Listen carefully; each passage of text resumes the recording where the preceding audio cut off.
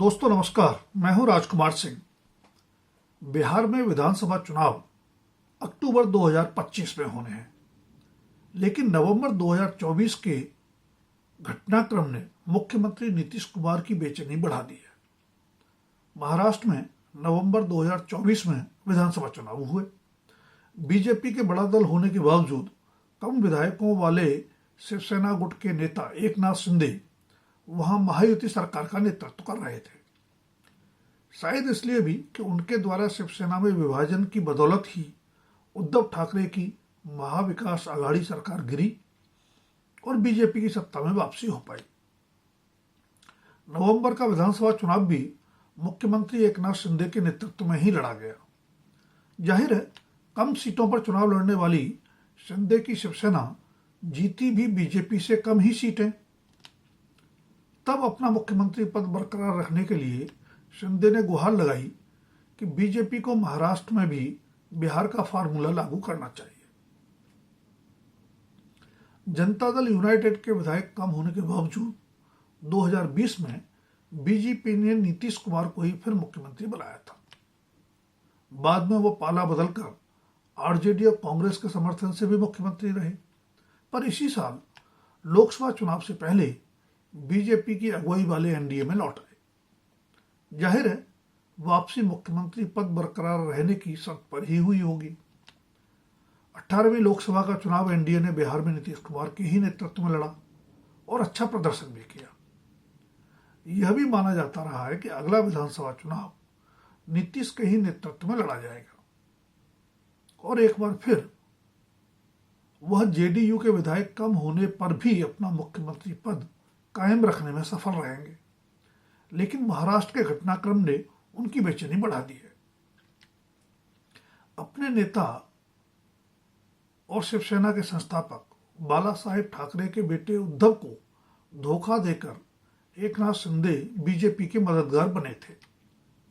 लगभग 2 साल के मुख्यमंत्रित्व काल में भी उनके रिश्ते बीजेपी से अच्छे ही रहे, लेकिन विधानसभा चुनाव में बीजेपी को उम्मीद से भी ज्यादा सीटें मिलते ही सब कुछ बदल गया। मुख्यमंत्री पद को लेकर चली रस्साकसी के कारण 12 दिन बाद शपथ ग्रहण हो पाया, जबकि पुरानी विधानसभा का कार्यकाल समाप्त भी हो चुका था। अंततः शिंदे को ही उप मुख्यमंत्री पद पर मानना पड़ा।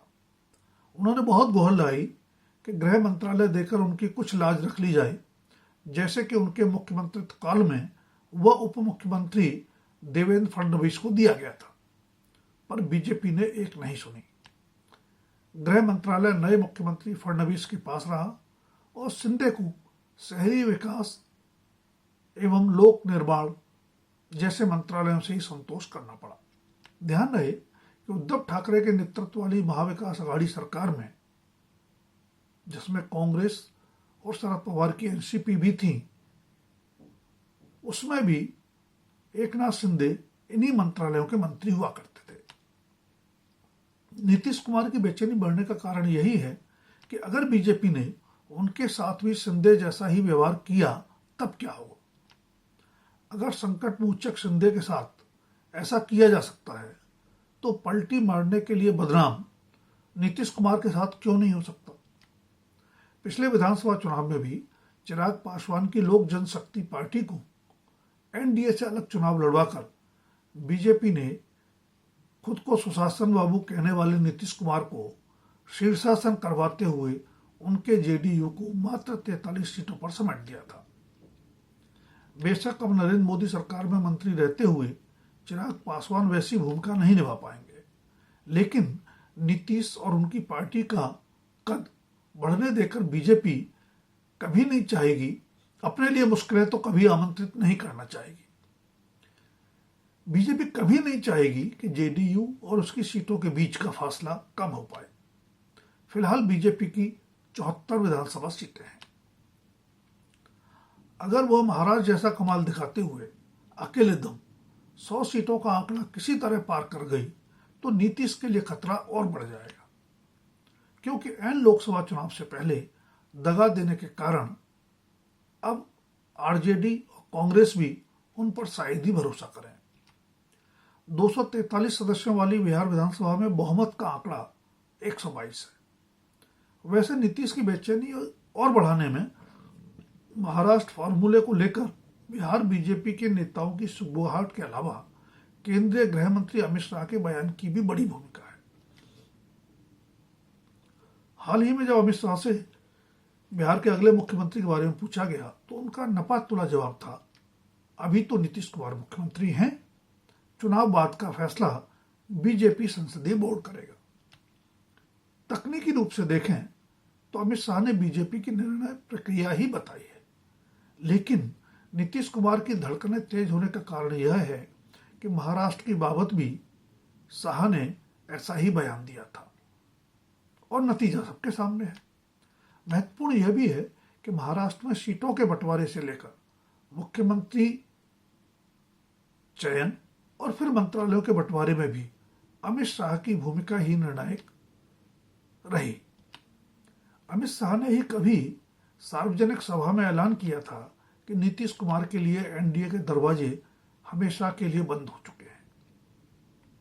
बेशक इसी साल के शुरू में पाला बदल से यह तो साबित हो गया कि राजनीति में कभी किसी के लिए दरवाजे इस तरह बंद नहीं होते कि जरूरत पड़ने पर खुल न सके।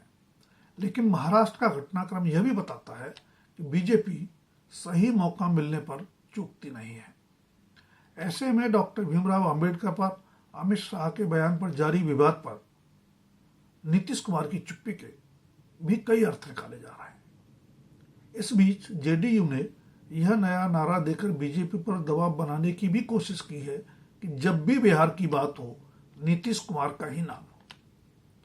ध्यान रहे कि आम आदमी पार्टी के संयोजक एवं दिल्ली के पूर्व मुख्यमंत्री अरविंद केजरीवाल ने नीतीश कुमार और चंद्रबाबू नायडू को पत्र लिखा है कि अंबेडकर विवाद के मद्देनजर उन्हें मोदी सरकार से समर्थन वापसी पर विचार करना चाहिए। हालांकि हरियाणा और महाराष्ट्र विधानसभा चुनाव में बीजेपी की शानदार जीत और कांग्रेस के निराशाजनक प्रदर्शन के बाद विपक्षी गठबंधन इंडिया में अंतरकलह सतह पर आ गया। इसलिए केजरीवाल के पत्र में दिल्ली विधानसभा चुनाव में, जो कि फरवरी 2025 में होना है, दलित मतदाताओं को लुभाने से ज्यादा कोई राष्ट्रीय राजनीतिक रणनीति नहीं देखी जा सकती। दोस्तों, अगर वीडियो पसंद आए तो लाइक, शेयर और सब्सक्राइब अवश्य करें। धन्यवाद। अभी के लिए इतना ही। जल्द फिर मिलेंगे किसी नए विषय के साथ।